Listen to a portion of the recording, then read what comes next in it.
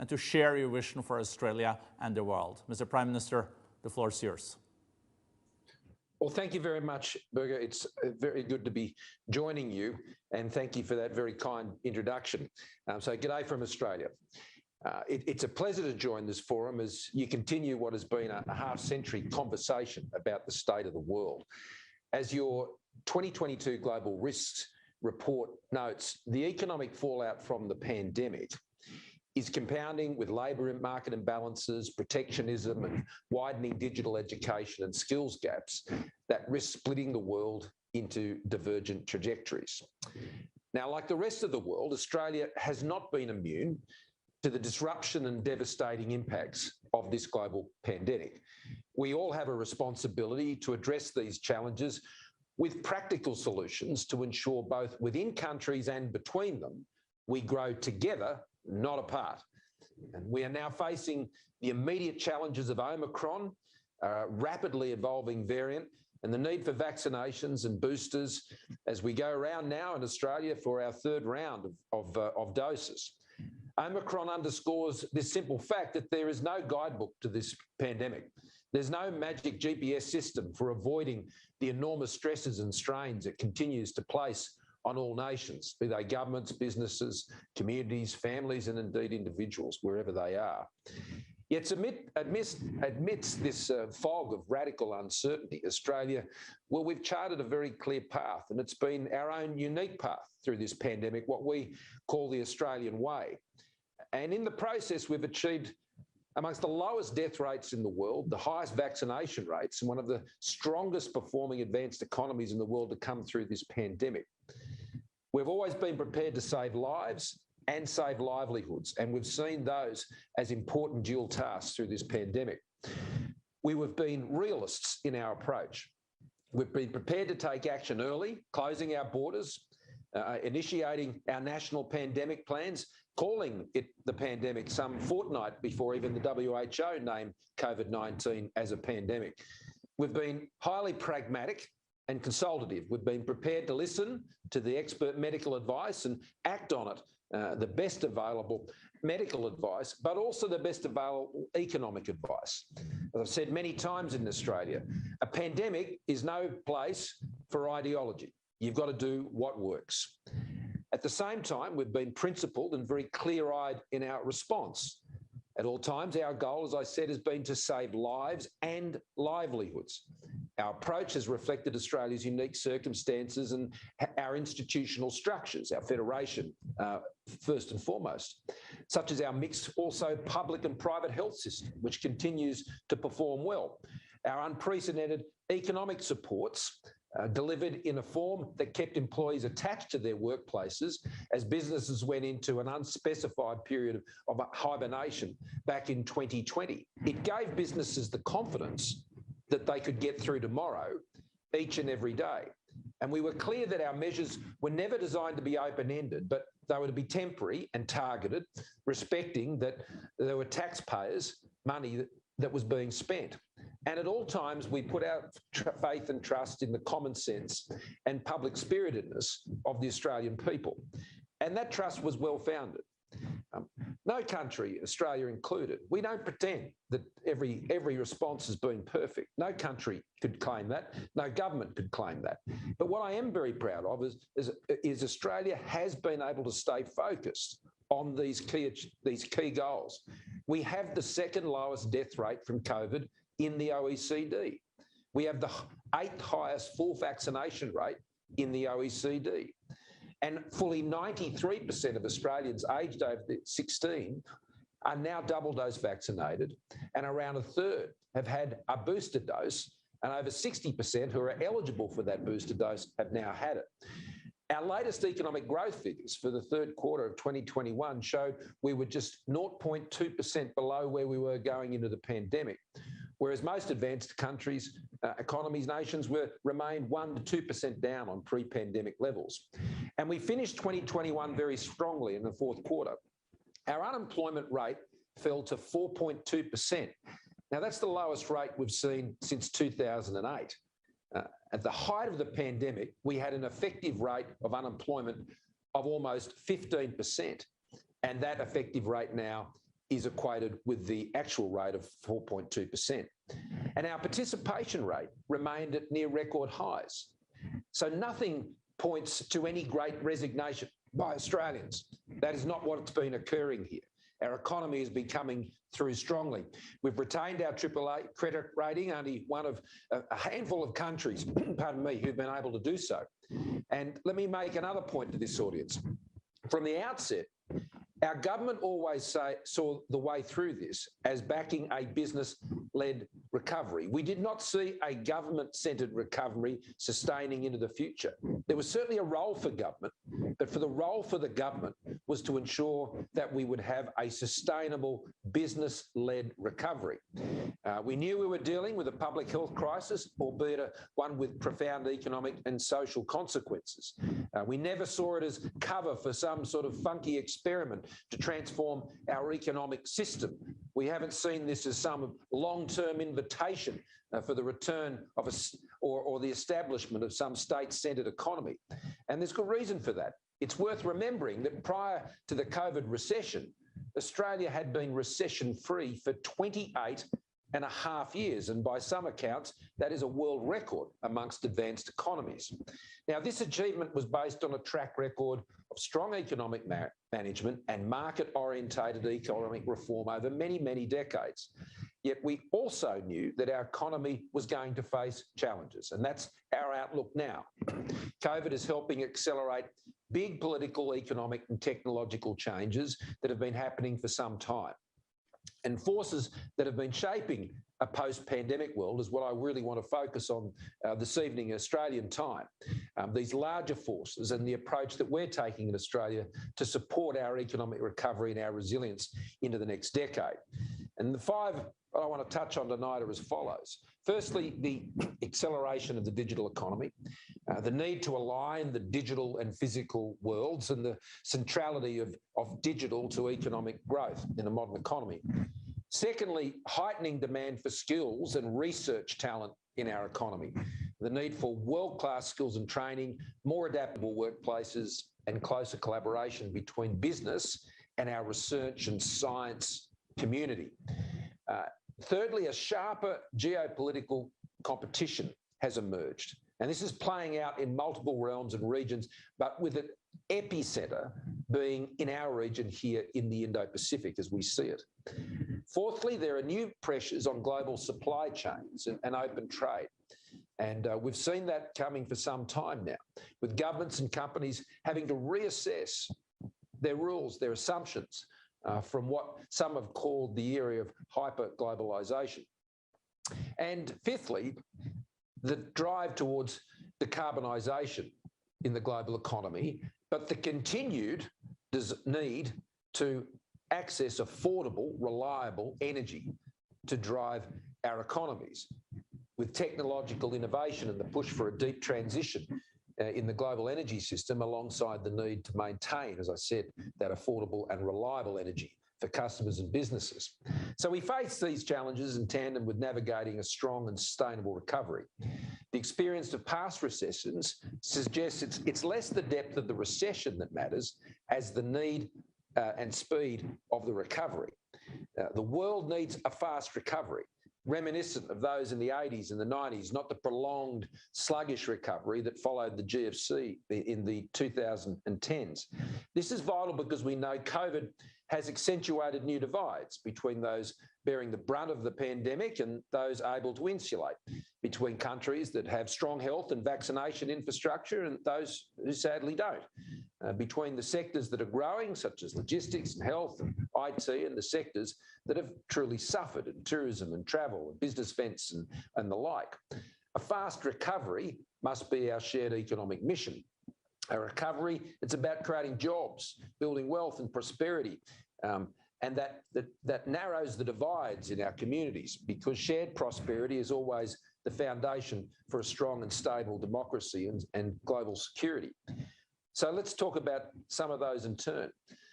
The acceleration of the digital economy. So when COVID hit, the digital economy went gangbusters. Adaptation and innovation was almost immediate. Australia jumped 5 years ahead in digital adoption in almost the blink of an eye.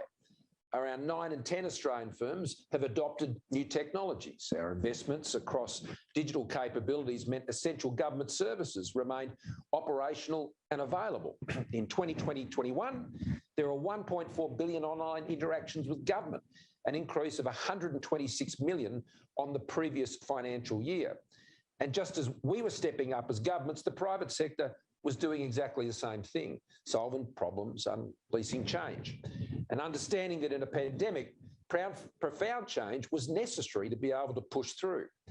In Australia, we estimate that increased digitalisation could add some $90 billion to our economy, as well as create some 250,000 jobs in the near future.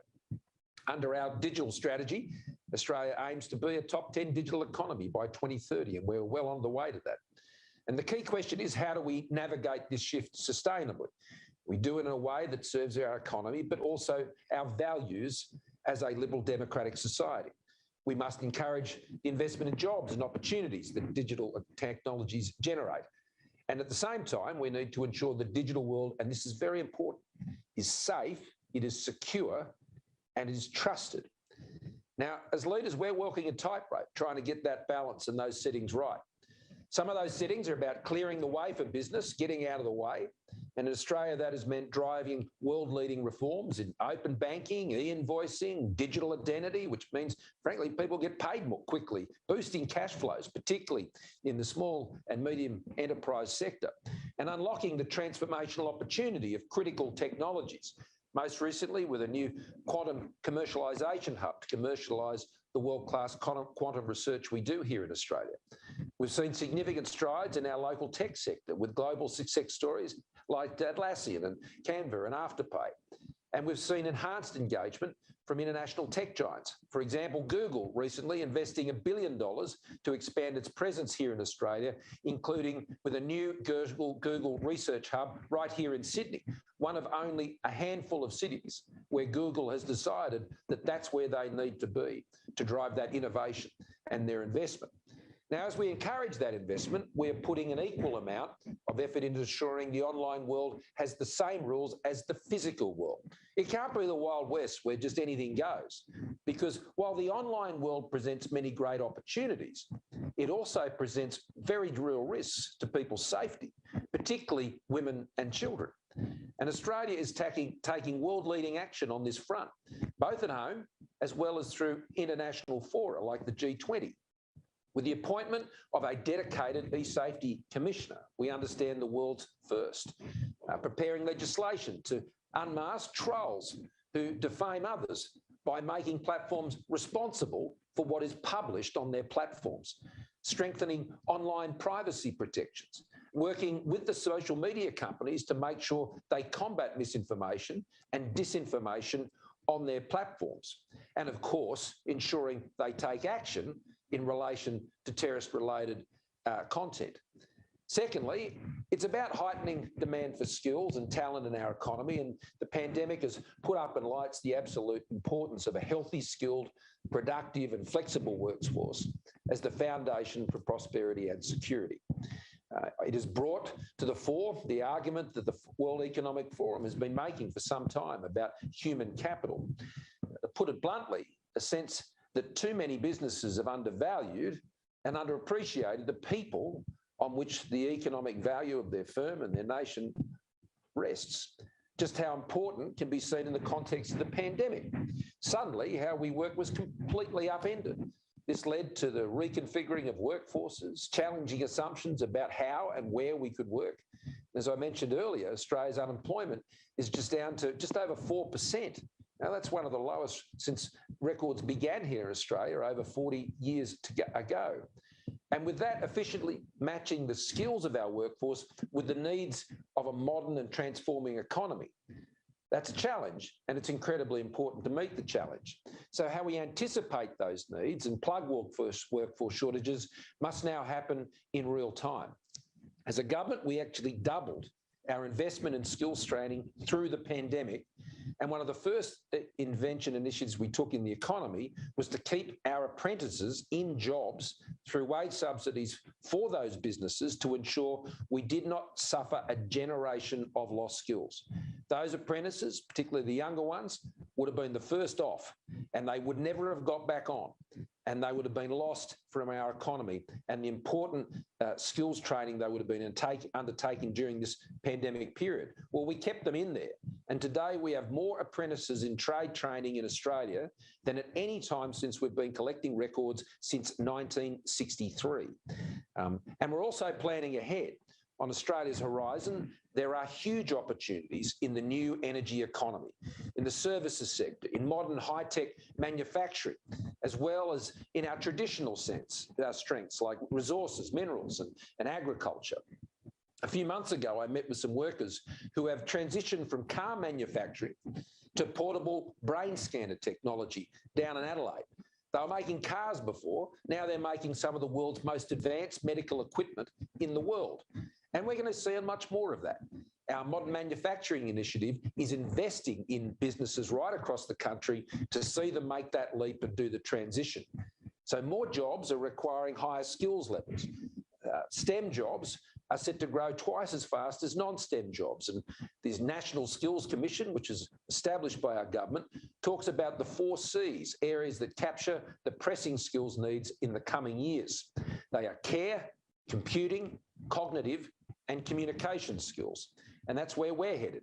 In Australia, we're working closely with business to design a better skills system, one that's more integrated with industry, that promotes lifelong learning, ensures future workforce needs are met. To put it another way, that people get trained to do the jobs that businesses needed them to do and that they need in order to get a job and have a living in this country into the future with confidence. Our government is enhancing incentives for also trailblazer universities. We're challenging business to get closer to our research institutes and partnering with business as we look to create a new generation of researcher entrepreneurs here in Australia to help fire future growth. This is the land that brought Wi-Fi. This is the land that brought the cochlear implant. We have also implemented bold initiatives such as the Global Business and Talent Attraction Task Force, which has been established to attract exceptional talent and marquee enterprises here to Australia. The third deep trend I want to touch on is the sharper geopolitical competition. Now, the global strategic environment has changed rapidly, even over the last few years and before the pandemic, and it has deteriorated in many respects in our view. We live in what is an increasingly fragmented and contested world, particularly here in the Indo-Pacific, which has become the world's strategic centre of gravity. The challenges we face are many. There are tensions over territorial claims. There is rapid military modernisation. There's foreign interference occurring in nations right across the Indo-Pacific and here in Australia. There's malicious cyber threats and attacks that are taking place, disinformation, economic coercion. This is a highly contested space where we're seeing much grey zone tactics being employed throughout the region intended to seek to coerce and intimidate.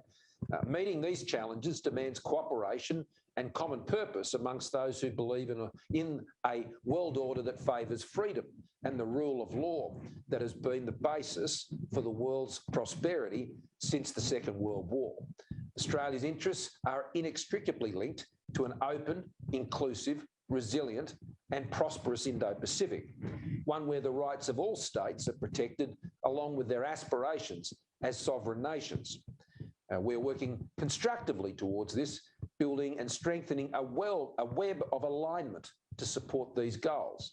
That includes our Pacific family through the Pacific Islands Forum, the nations of the Pacific, our ASEAN friends who are central to our vision for the region. Australia is the first nation to have been able to conclude a comprehensive strategic partnership agreement with ASEAN. And through the Quad, with our Quad partners, India, Japan, and the United States. This is not just about strategic and security issues. It's about making a positive contribution in our region from everything from energy supply chains and critical minerals and critical technologies through to our response collectively to support countries throughout the region through the pandemic.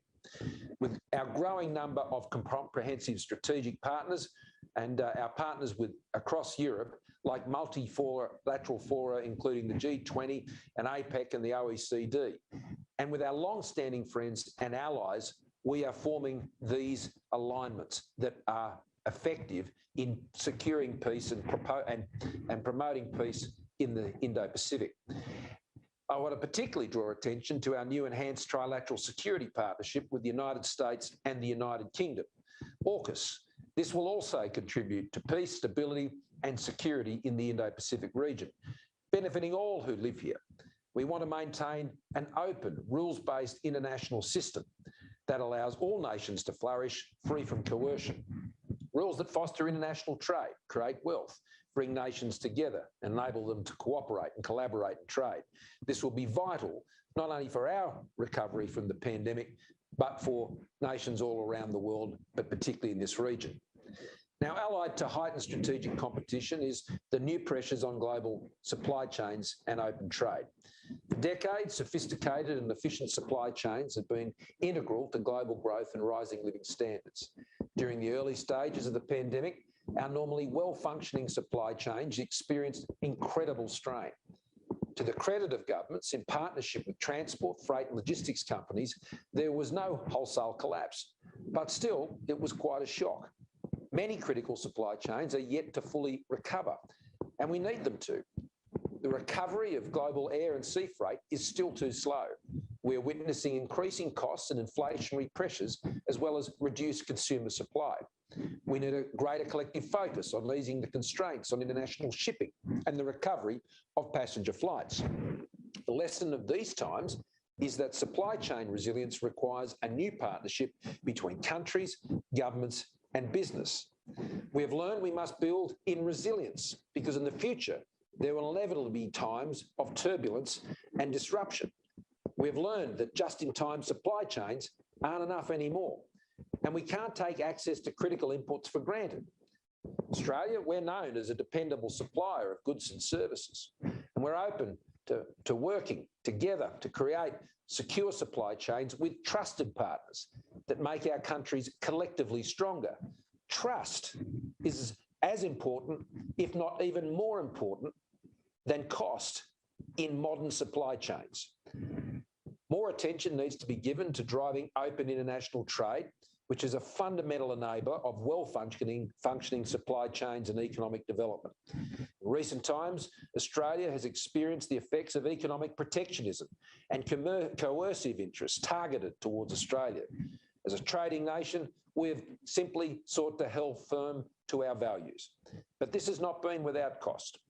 I believe it has also come at a significant cost to the countries which implement such measures. It's hard to see how anyone wins from those types of tactics. The world cannot afford to march in that direction. And more than ever, there is a need to support the multilateral system and promote trade liberalisation. Over the last decade, Australia has concluded multilateral trade agreements, such as the Comprehensive and Progressive Agreement for the Trans-Pacific Partnership and the Regional Comprehensive Economic Partnership Agreement. We've also increased the coverage of our free trade agreements to 15, including the most recently and the first with the United Kingdom since they left the European Union. These arrangements now cover over $2 billion new consumers, which represent 75% of our trade. 75% of our trade covered by formal trade agreements. Now, finally, let me just touch on what is arguably one of the greatest shared challenges, and that is the decarbonisation of the global economy. Australia has made a clear commitment to net zero emissions by 2050, and we have a credible pathway to get there. And it's a very Australian pathway. It's a very practical one. It's about technology and letting technology lead that approach. We want to drive down the cost of technology.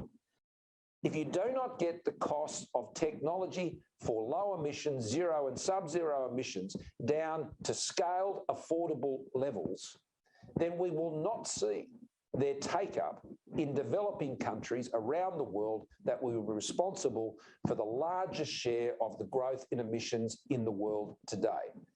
That is how you change it.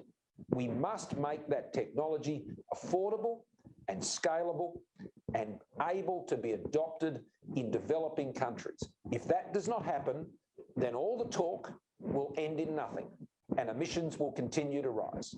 And this is why Australia is so focused on wanting to be at the centre of the solutions that actually deliver low-cost, credible, affordable, sustainable, scalable technologies for a new energy economy. So we're providing $21 billion here in Australia, working with business to develop the next generation of low emission technologies. These investments will in turn unlock more than $84 billion in private and public sector investment. Now, this is technologies like hydrogen, and Australia is incredibly well placed to be a hydrogen power trader of the future. Ultra-low-cost solar is another area, carbon capture and storage. Then we want to export these technologies, working with partners in our region and around the world to support that global energy transition. We have now established low emissions technology partnerships with Singapore, with Japan, with Germany, with Korea, with the United Kingdom, and we are close to concluding a partnership with our dear friends in India. And we're also positioned to be a world-leading producer and exporter of hydrogen, investing in clean hydrogen industrial hubs, working towards a green economy agreement with Singapore, working with partners including Indonesia and Vietnam to put the Indo-Pacific at the forefront of the global energy transition, and developing clean hydrogen supply chains. And our first focus is with Japan. The technologies required to transition to low emissions technologies require inputs from all over the world. So our clean energy supply chains, they must be diverse, they must be reliable, and they must be competitive. And we are very conscious of this in all of our efforts. We're hosting the Indo-Pacific Clean Energy Supply Chain Forum in mid this year, and we'll bring together regional and global leaders from a number of sectors and industries, science and technology, in manufacturing, mining, finance, harnessing their expertise and identifying the practical actions that we need to enable large-scale deployment of secure, reliable and affordable clean energy across the Indo-Pacific. Achieving net zero is now about the how, not the if, not the when or the why. It's about the how. And countries, companies, scientists, researchers, technologists, financiers, entrepreneurs are the ones that need to drive this technological change. If we can achieve that, then we can solve the climate challenge. If we don't do that, then we will not. And on this, I particularly want to acknowledge the leadership of my dear friend, President Widodo in Indonesia, in guiding global efforts on sustainable energy transitions through the G20. And I look forward to those discussions taking place over the course of their presidency. So in conclusion, friends, the world faces many challenges. That's not new. Australia faces these challenges with our trademark optimism. We're a very optimistic people. We back ourselves to deal with whatever comes and push through and overcome. We're ambitious, we've got a gritty determination, and I think in a good human way. We're a strong, stable and reliable partner. We're culturally diverse, the most successful multicultural and multi-faith nation anywhere on the planet. With the most livable cities, trusted institutions, world-class education, research institutions, and an economy that is strong and diverse and a workforce that is highly skilled, we believe we are very well placed. Yes, like any democracy, we have our arguments. And as we've seen over these past 2 years, when the chips are down, we do back each other in. We're not perfect, but we're making our way strongly. Australia is and will play its part in the world recovery that the world needs. And I look forward now to taking your questions. And I thank you for your kind attention. Thank you so much, Mr. Prime Minister, for that very optimistic and powerful speech. We learned a lot about the transition being the green transition, but also the digital transition, and how that has also impacted your vision for Australia in a post-COVID world. We have huge interest from the business community. Australia is an interesting country to invest and do business with. So without further ado, I would then turn to some of the CEOs. We're running a little bit over time, so if you're okay, Prime Minister, I'll bundle the questions. So we'll take 2 questions, and then we'll see how we fare. Let me then start with Hannadi Al-Saleh. She's the chair of the board of Agility, in the middle of everything that you also addressed with supply chains, but also inclusive growth. So Hannadi, over to you. Hello, I represent Agility, a global supply chain services, investment and innovation company. The issue of SME empowerment via technology is an issue I feel very passionately about. And in Australia, small businesses account for around 60% of all exporters by absolute numbers, but export less than around 1% of all merchandise value. We have seen the world over that e-commerce is creating new opportunities for SMEs to trade across borders. Can you talk about what you see as key opportunities and challenges for Australian SMEs to engage more actively in the global trade? And can you please also tell us more broadly about your government's Job Maker business plan to digitally scale SMEs and increase their economic potential in general? Sure. Well, thank you for that. And I'll touch again on some of the points that I made. Small and medium-sized enterprises, is exactly as you say in Australia. They are the backbone of our economy. Many of our very large companies, particularly our resources companies, can account for the bulk by value and even volume of a lot of trade. But one of the areas we know there are great opportunities for our SMEs in a digital economy is through digital commerce. And that's why we've been seeking, working with other countries, starting with Singapore, to get new digital trade agreements and the standards that need to apply to those to make them very effective and accessible and easy to use for small and medium-sized businesses. One of the few upsides of the pandemic has been that by necessity, transformation of small and medium-sized enterprises into embracing the digitisation of their business. And whether that's from their basic accounting systems and information management and their e-invoicing, that's been heavily backed by our approach as a government to increase how people interface with government for government services, administration of taxation, all of these issues. So that means they upskill and change their systems to engage with government, and it's more efficient, it costs them less, and then they can start to see the other advantages of going down that path. The most important one is they get paid on time. That's the most important one. I mean, we've got now our for a number of years, our new payments platform, one of the most fastest in the world, 24/7, instantaneous digital commerce and payment systems, which means that businesses can rapidly cut down the times for payments, which can transform their cash flow, which for small businesses, it's all about cash flow. Cybersecurity, I would argue, is one, if not the most important thing for seeing a successful digital economy. People have to be confident that they can operate.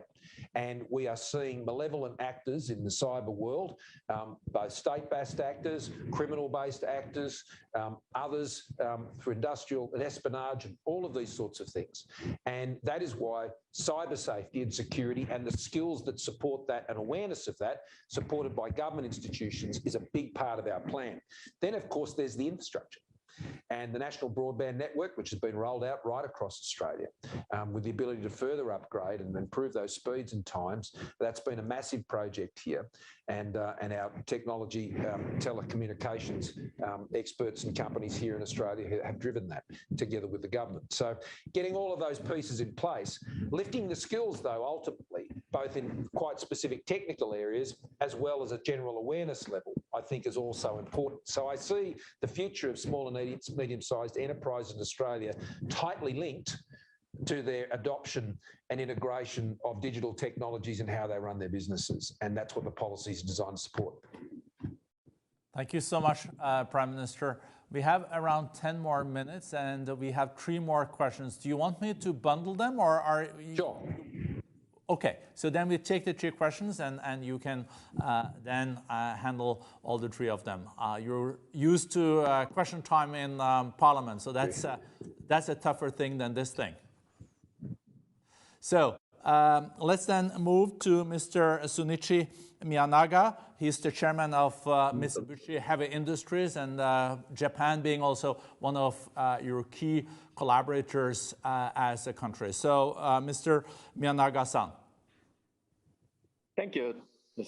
I thank you very much for your encouraging address, Your Excellency Prime Minister Morrison. I understand that under your leadership, Australia is making aggressive efforts toward carbon neutrality and is earnestly promoting production of carbon-free fuels like ammonia and hydrogen by utilizing renewable energy like solar, not only for your country, but for other countries. In the meantime, Japan is developing a variety of technologies that will contribute to realize carbon neutrality. For example, our Mitsubishi Heavy Industries Group is developing 100% hydrogen-fired gas turbines by 2025, and also brushing up our carbon dioxide capture technology, which we have 70% global market share now. I strongly believe that Australia and Japan will help accelerate very much the smooth energy transition of the world through mutual technological and industrial collaboration, and also mutual engagement in international rule-making for such transition. May I ask Your Excellency about your view on this? Thank you, arigato. Let's then go to John Holland Kay, the CEO of Heathrow Airport. Thank you, Mr. Prime Minister, and I warmly welcome your comments on the importance of passenger travel. But I wanted to ask you I promise not to mention the ashes. Oh, oops, I did. I wanted to ask you about net zero, and Qantas and other global airlines have committed to net zero aviation, one of the hardest to abate sectors, by 2050. But it will take government policy support to get us all there, primarily from switching from fossil fuels to sustainable aviation fuels made with things like captured carbon and hydrogen. I wanted to ask, will Australia join the UK and other governments in supporting a global agreement on net zero aviation at ICAO later this year? Thank you. Sure. Thank you so much. We'll have one more question, Prime Minister. This is from Japan too, from Mr. Toshiyaka Higashihara. He is the chairman and CEO of the famous Hitachi. So, Mr. Higashihara-san. Thank you, Brenda. It's my great honor to meet with Prime Minister. I'm Toshiyaki Higashihara, Executive Chairman and CEO of Hitachi. And our company, Hitachi, has had a long history of doing business in Australia over the 55 years. And we have always been impressed with the continued stable economic growth and the Australian government's approaches to infrastructure expansion through various programs. And my question then in particular, could you please elaborate or explain to us in more detail the asset recycling program and what impact it has had on economic growth in Australia, as well as future going forward, please? Thank you so much. I'll add one question from my side, Prime Minister, before you go ahead. You also mentioned in your powerful speech the increasing global fractious reality that we're faced with. And we have the G2 competition, of course, but we're also seeing challenges in Europe these days. How do you see this going forward? Are you expecting like a decoupling in the global economy, or do you think the big powers are going to find ways also to collaborate moving forward? And you have been in the middle of some of these challenges yourself. So thank you so much to the CEOs and the chairs, and over to you in Canberra, Prime Minister. Well, thank you, and look, thank you for those questions. I might start with my friends in Japan. I very recently had the opportunity to have our dialogue with Prime Minister Kishida, and he's doing a terrific job in picking up the reins of that relationship with Australia, and we were able to complete our reciprocal access agreement for our defence forces, self-defence defence forces.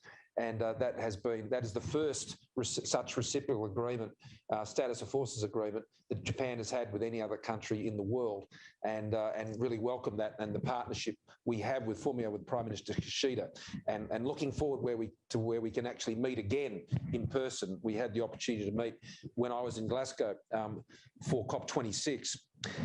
So picking up those issues, you're absolutely right about Australia's commitment on hydrogen. And what this is all, I mean, Australia has natural advantages, large areas, lots of sunlight.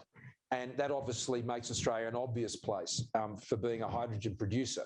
And that is factoring heavily. But it has to be done at the right cost. So this is about the cost of electrolyzers. So what we've done in our hydrogen sector is we have invested heavily in projects, in particular with Japan. They're one of the first countries we started working with on hydrogen. But it's about getting the cost of that production down to $2 Australian per kilo, because we know if we can get it to that, then it takes off. And all of our research, all of our science, all of our collaboration, working with our partners, is about getting those costs into those competitive levels where hydrogen then becomes a real alternative to many of the other fuel options that are out there. I'm not aware of any country that is more committed to the transfer to hydrogen than Japan. And that's why I think the partnership between Australia and Japan, when it comes to hydrogen, is going to be one of the big game changers for the transition to new energy economy. Now, one of the things why hydrogen is so important is that many of the other fuel sources, solar, wind, and so on, they're intermittent, and they impact on the variability, particularly of electricity grids. That is not necessarily a good thing. And that's why you need firming power sources that actually enable the renewable technologies to be effective. And that's why we see gas, traditional gas, as a transition fuel over many years. And we're building gas-fired power stations here in Australia to firm up our intermittent supplies of renewable energy. Now, we are also building the largest pumped hydro project anywhere in the Southern Hemisphere, what's called Snowy Hydro 2.0. This is one of the world's biggest batteries using our hydropower and the pumped hydro technology in one of our largest hydro systems, which is a massive firming system within our own grid. So it is all about solving those challenges and getting these costs and the reliability down to a commercial scale. So we're really looking forward to continuing to take that partnership forward with Japan. I mentioned Snowy 2.0. That's part of our big infrastructure investment. We've got about $110 billion federally of projects going on. Now, that includes, of course, the Western Sydney Airport, Sydney's second airport. It's been a long time coming. It's about a quarter of the way built now, and the government has been directly involved in that. There's the Inland Rail, which is connecting Melbourne all the way up to Brisbane through the inland of the East Coast. And then potentially we are considering how that could be taken all the way up to one of our major industrial ports in the north of Queensland, right up the top of Australia, in Gladstone, which is becoming an absolute hub for so many projects, including things like hydrogen and renewable fuels and fuel conversion technologies with university support and great industry involvement. So whether it's transport infrastructure, and much of that transport infrastructure by our provincial governments, particularly in my home state here in New South Wales, has been funded by the privatisation of energy assets, which has then in turn fueled major investment in roadways, in bridges and other key infrastructure. Our ports are being reinvested in, and this is incredibly important to provide the engines of our economy. Moving to our friends in London and the forthcoming ICAO discussion, we are one of over 100 countries is committed to the carbon offsetting and reduction scheme for international aviation, CORSIA, that was adopted back in 2016. And our major international airlines, Qantas and Virgin, we're participants in that. Australia doesn't make commitments without fully considering what the impacts are. And when we make commitments, we keep them. Our emissions have fallen by over 20%. Now, only the UK, France, and Germany and one out of the G20 nations have a bigger reduction than we have across the G20. So we're actually getting it done. Australia cops a bit of a flack on this issue, but it doesn't bear out with the facts. We have cut our emissions by over 20% on 2005 levels. Now, no disrespect to others and their dear friends, but that is about 4 times greater than what's occurred in Canada. It's more than 10 times greater what's occurred in New Zealand. And we are an exporting commodities country. And so our transition to the new energy economy is different to the UK's and many other countries. And so we will make decisions about how we get to net zero by 2050 in a way that enables to keep the momentum in the economy, but not losing sight of that ultimate objective. And the way we will get there is by ensuring that those technologies and their adoption in Australia can meet those goals. So, we look at all of these things carefully, but when we make a commitment, we keep it, we beat it. We beat our Kyoto 1, we beat our Kyoto 2. We're going to run past our Paris Agreement commitment in an absolute canter, and we'll well exceed it. And at the moment, we're projecting that we will have a 35% reduction by 2030. It may well be more than that. Our commitment is at 26 to 28%, but that now is overwhelmed by where we believe we'll get to. So we'll make sensible commitments, we'll keep them, and we're very serious when we do make them. Finally, on the issues that you've raised about what is an increasingly fractious world, and that is very, very true, and we're seeing that play out in Europe at the moment, in the Ukraine, which is a long way from Australia. But we're certainly seen in the Indo-Pacific the competition between, as you say, the G2. And we're seeing that. And all countries in the region are being impacted by that. Now, our hope is that common sense prevails. I mean, for many, many years, we have celebrated the growth in the Chinese economy, and we've been a key participant in it, just as we did in the growth of the Japanese economy. And as we are now seeing growth of economies like Indonesia, India, and Vietnam, who are tremendous partners in Australia, Malaysia, and many of the countries of ASEAN. And common sense says that we can respect each other's countries' differences, and we can have different political systems. But at the end of the day, we have to respect the sovereignty of each nation.